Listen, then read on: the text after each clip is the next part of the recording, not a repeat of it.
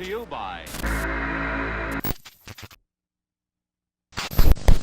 We all make mistakes, most of which cannot be undone. However, there are some mistakes that present the opportunity to fix things. Some that give us a chance to stop and take the necessary steps in order to repair some of the damage that we have caused. However, some people just don't seize these opportunities and wind up digging themselves deeper into a hole that will ultimately collapse in on them.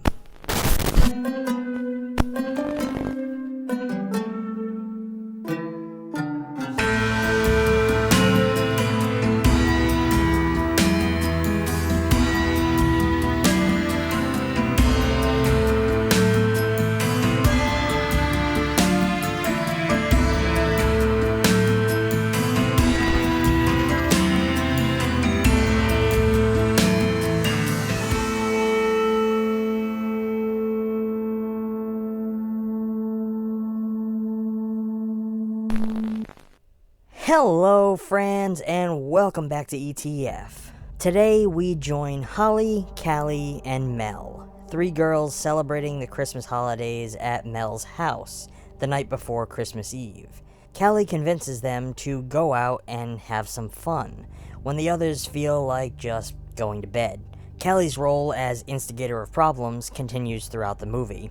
The girls are led to a deserted mansion filled with expensive cars, booze, having been told it's Callie's uncle's place. The plot is mostly based around the psychological mechanisms that can take hold when a stupid mistake ends up as a threat to a young person's future well-being, and how normal morals can be overwhelmed by indulgent, half-baked ideas of self-preservation.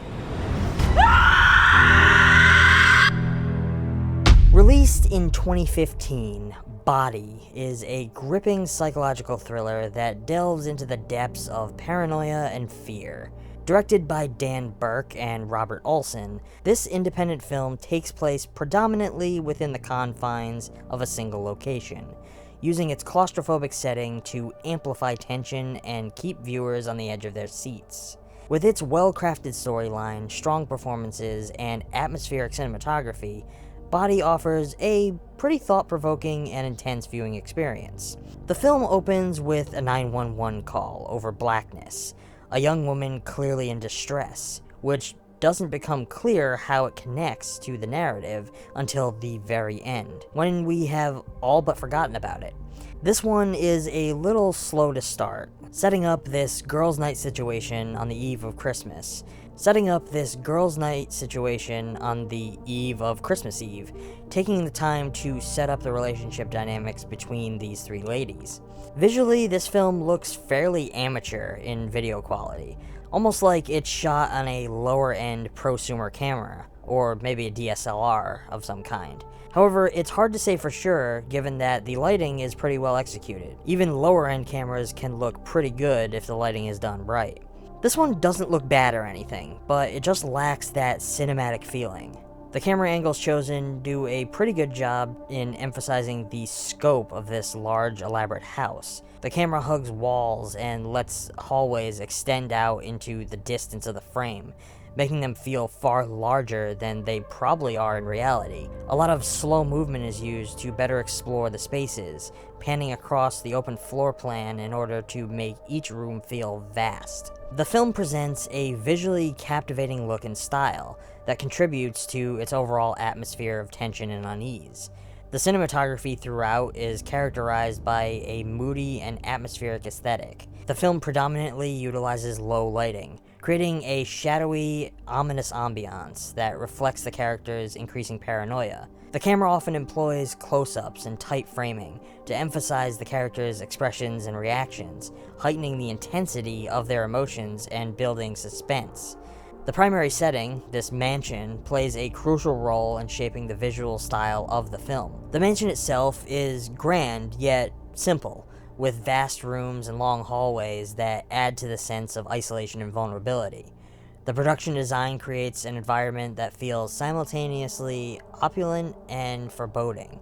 enhancing the tension all the more. This one relies on sound design to amplify that tension and suspense. The absence of traditional score at times allows the ambient sounds to take center stage, emphasizing the silence and contributing to the feeling of isolation.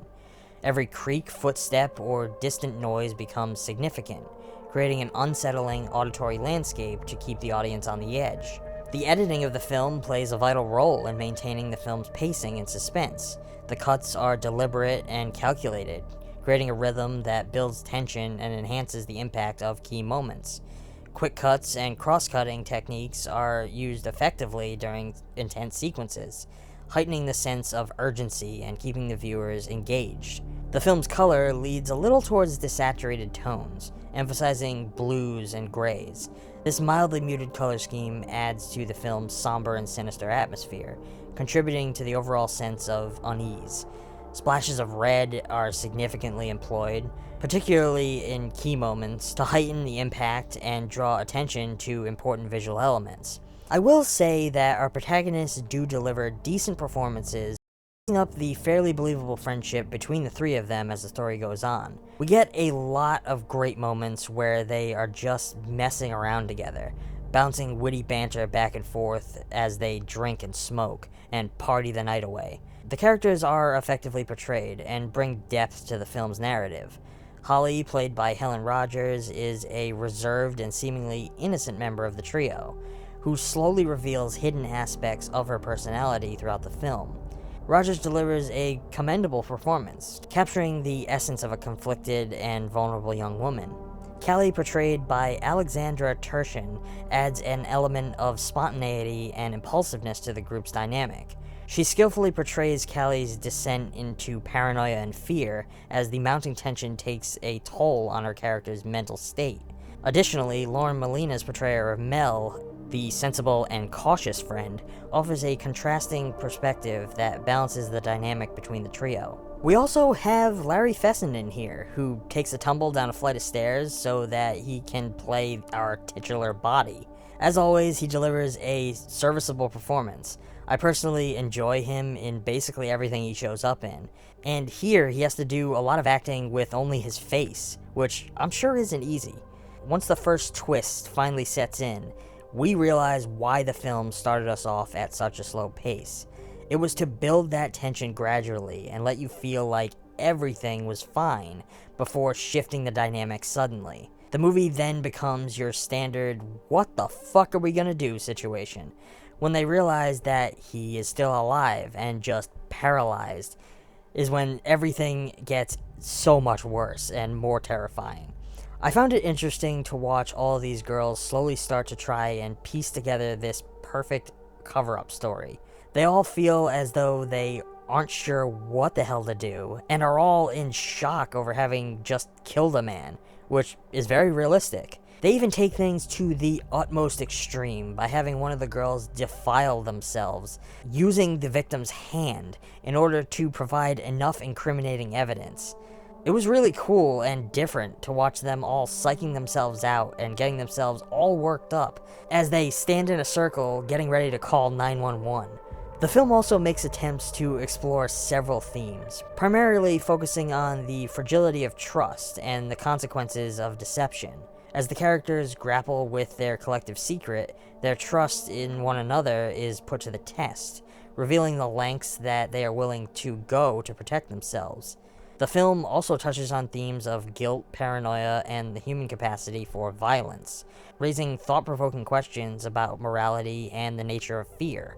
This is one of those classic stories of characters making mistake after mistake, and the situation just growing worse and worse as it gets more and more out of hand. As the plot progresses and the situation grows worse, we watch as the tensions rise and the trio begins turning on each other in violent ways. The truly twisted part of this whole thing is how we watch our protagonists change over the course of the narrative, watching them diverge into completely different people, darker and more twisted versions of themselves.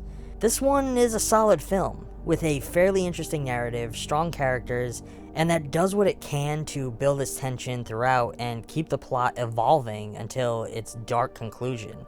This is one of those twisted Christmas terrors that has enough to keep you interested for sure. I would check it out if you have a chance.